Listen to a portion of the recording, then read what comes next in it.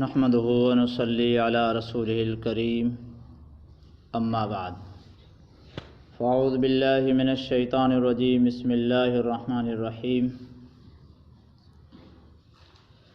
یا ایھا الذین آمنوا اتقوا اللہ ولتنظر نفس ما قدمت لغد واتقوا اللہ ان اللہ خبیر بما تعملون ولا تكونوا كالذين نسوا الله فأنساهم أنفسهم أولئك هم الفاسقون لا يستوي أصحاب النار وأصحاب الجنة أصحاب الجنة هم الفائزون.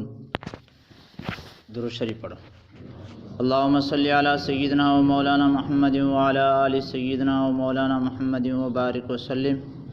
اللهم صل على سيدنا ومولانا محمد وعلى آل سيدنا ومولانا محمد وبارك وسلم. اللهم صل على سيدنا ومولانا محمد وعلى آل سيدنا ومولانا محمد وبارك وسلم.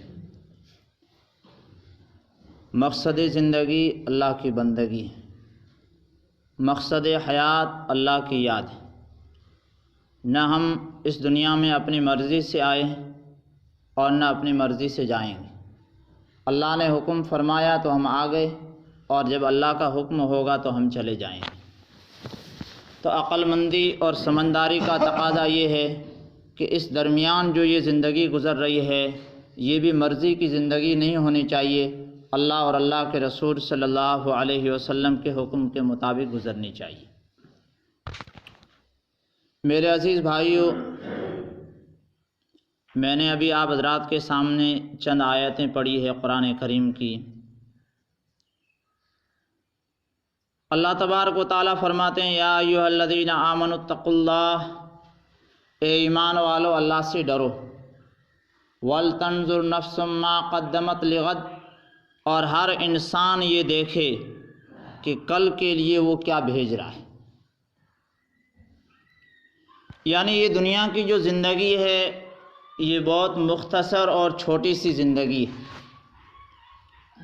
آخرت کے مقابلے میں دنیا کی زندگی کچھ بھی نہیں. فرمایا کہ قیامت کے دن میدان حشر میں ایک دن دنیا کے 50,000 دنوں کے برابر ہوگا. یعنی وہاں کا ایک دن اور یہاں کے 50,000 دن برابر. اب آپ اندازہ لگائیے کہ آخرت کے مقابلے میں ہماری جو دنیا کی زندگی ہے یہ 1 یا 2 گھنٹے بنتے ہیں. اتنی سی مختصر اور چھوٹی سی زندگی ہے. اللہ تعالیٰ فرماتے ہیں کہ یہ چھوٹی سی جو زندگی ہے اس زندگی میں تو جو ایک لامحدود زندگی آنے والی ہے اس کی تیاری کر لیں. دنیا کے اندر جن چیزوں کے پیچھے انسان بھاگ رہا ہے اور جن چیزوں کو انسان اپنی چیز سمجھتا ہے وہ اس کی اپنی ملکیت نہیں. اس لیے کہ اگر وہ اپنی ملکیت ہوتی، اگر وہ اس کا خود مالک ہوتا تو مرتے وقت اس کو ساتھ میں لے کے جاتا.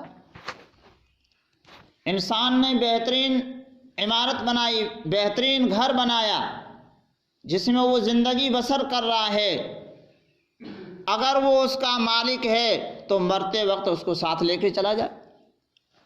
جس زمین کے لیے انسان رات دن کوشش کر رہا ہے اگر وہ زمین اس کی اپنی ملکیت ہے تو مرتے وقت ساتھ میں لے کے چلا جائے. معلوم ہوا کہ جہاں انسان اپنی ملکیت کا دعویٰ کر رہا ہے وہ اس کی ملکیت نہیں. یہی وجہ ہے کہ جب وہ اس کی خود کی ملکیت نہیں ہے تو وہ چیز دوسروں کے حوالے ہو جاتی. انسان چلا گیا تو بعد میں جو لوگ زندہ ہوتے ہیں وہ اس کو استعمال کرتے ہیں. آپ دیکھیے جس بستی میں اور جس گاؤں میں ہم اور آپ رہ رہے ہیں کتنے سارے لوگ اس گاؤں کے اندر رہ کر اپنی زندگیاں گزار کے چلے گئے. جہاں ان کا پلاٹ تھا آج بھی وہیں پلاٹ ہے. یہ بات الگ ہے کہ وہاں پر رہنے والے دوسرے ہیں.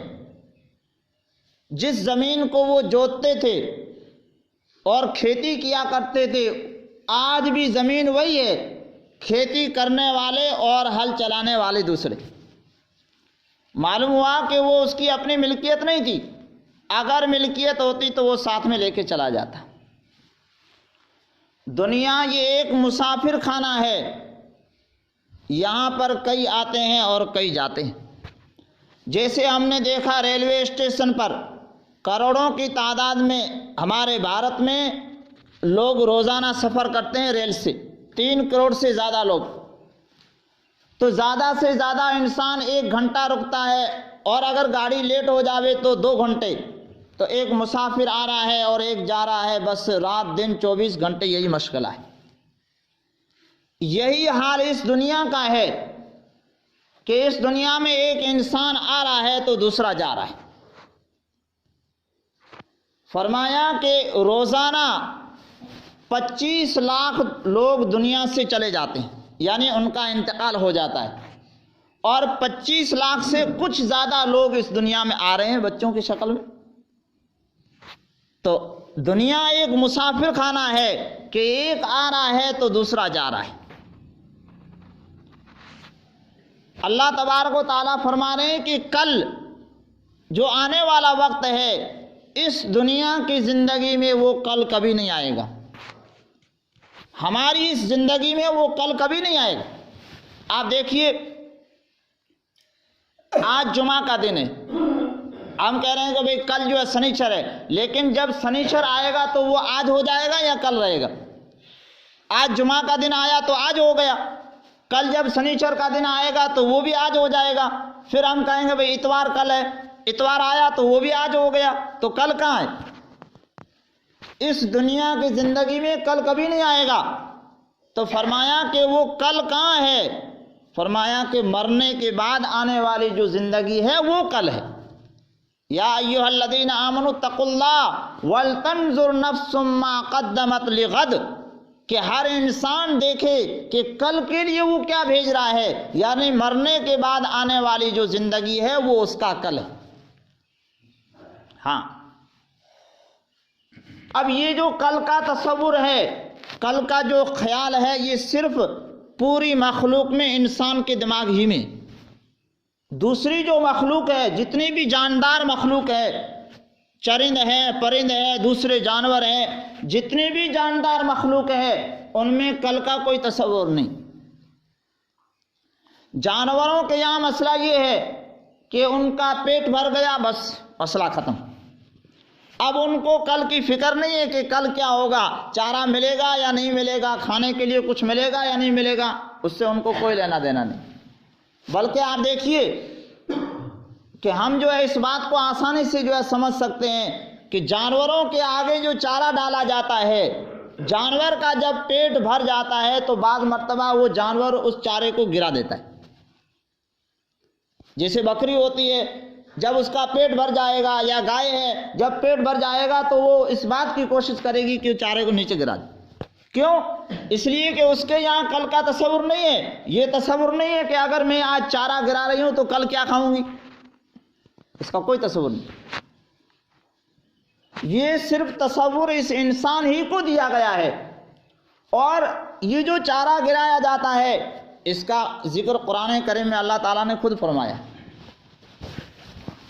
کہ جب ابرہہ نے، یمن کا جو گورنر تھا، اس نے بیت اللہ پر حملہ کرنے کی کوشش کی، بہت سارا وہ لاہو لشکر لے کے اور بہت سارے ہاتھیوں کو ساتھ میں لے کر وہ روانہ ہوا، اور اس نے دل میں یہ عہد کیا کہ بیت اللہ کو نعوذ باللہ میں منہدم کر کے ہی واپس آؤں گا، بیت اللہ کو گرا کر ہی دم لوں گا.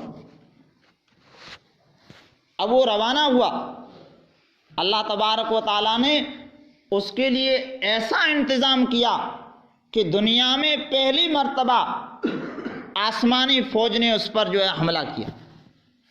جیسے آج کے وقت میں اس بات کو سمجھنا آسان ہے کہ ہوائی جہاز کے ذریعے سے اوپر سے آتے ہیں اور بم اڑا کے وہ چلے جاتے ہیں، لیکن وہ پہلا موقع تھا کہ ابرہہ کی فوج پر اللہ تبارک و تعالیٰ کی فوج نے، جن کا نام ابابیل تھا، پرندوں نے آ کر اس ابرہہ کی فوج پر حملہ کیا، اور 3 بندوق کے گولے ساتھ میں لے کر وہ پرندے چل رہے تھے. اور اتنا جو ہے وہ سخت تھا حملہ کہ ہاتھی کے اوپر لگتا تھا اور نیچے زمین پر جا کر وہ گرتا تھا۔ اللہ تعالیٰ نے جب ان پرندوں کے ذریعے سے اس پر حملہ کرایا اور بہت سارے لوگوں کو مروا دیا، تو ان کی جو لاشیں پڑی ہوئی تھی ابرہہ کی فوج کی، اللہ تعالیٰ نے فرمایا کہ فَجَعَلَهُمْ كَعَصْفٍ مَّأْكُولٍ، کہ ہم نے اس کے جو فوجی تھے ان کی لاشوں کو ایسے بنا دیا جیسے کھایا ہوا چارہ۔ ہاں، آپ دیکھیے کہ چونٹی جب برسات کا موسم ہوتا ہے تو وہ 4 مہینے کے لیے اناج کو اکٹھا کرتی۔ اللہ تبارک و تعالیٰ نے چونٹی کو کیسی سمجھ عطا کی ہے، سائنسداں کہتے ہیں کہ اللہ تعالیٰ نے اس کو عجیب دماغ دیا کہ برسات کا جب موسم ہوتا ہے تو وہ دانوں کو لے جا کر اپنے جو ہے گھروں کے اندر رکھتی ہے، اور ان کا جو گھر ہوتا ہے وہ زمین میں 8 میٹر سے اوپر نیچے ہوتا ہے، 8 میٹر سے زیادہ نیچے ہوتا ہے، اوپر ہی نہیں ہوتا ہے۔ اب ان کو اس بات کا ڈر رہتا ہے کہ برسات جب ہوگی تو پانی جو ہے گھروں کے اندر آ جائے گا، ظاہر بات ہے، سوراخ چھوٹے چھوٹے بنے ہوئے ہوتے ہیں۔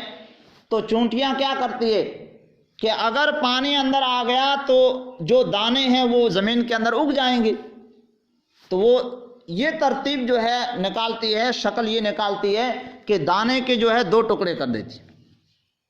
اب دانے کے جب 2 ٹکڑے کر دیے جائیں گے تو وہ دانہ اگے گا نہیں۔ اللہ تبارک و تعالیٰ نے ان کو یہ ایک عجیب جو ہے طاقت عطا کی۔ اور اس سے بھی عجیب ایک اور مخلوق پائی جاتی ہے، ایک جانور جو ہے پایا جاتا ہے جو چوہے کی شکل میں ہوتا ہے، جنگلی جو ہے چوہا، وہ زندگی میں کبھی پانی نہیں پیتا، ہماری زبان میں اس کو غالباً جو ہے رتوڑ کہتے ہیں، مڑانا میں نے جو ہے اندر بیٹھا رہتا، تو وہ زندگی میں کبھی جو ہے پانی نہیں پیتا ہے، اور پوری زندگی اس کو پانی کی ضرورت نہیں پڑتی۔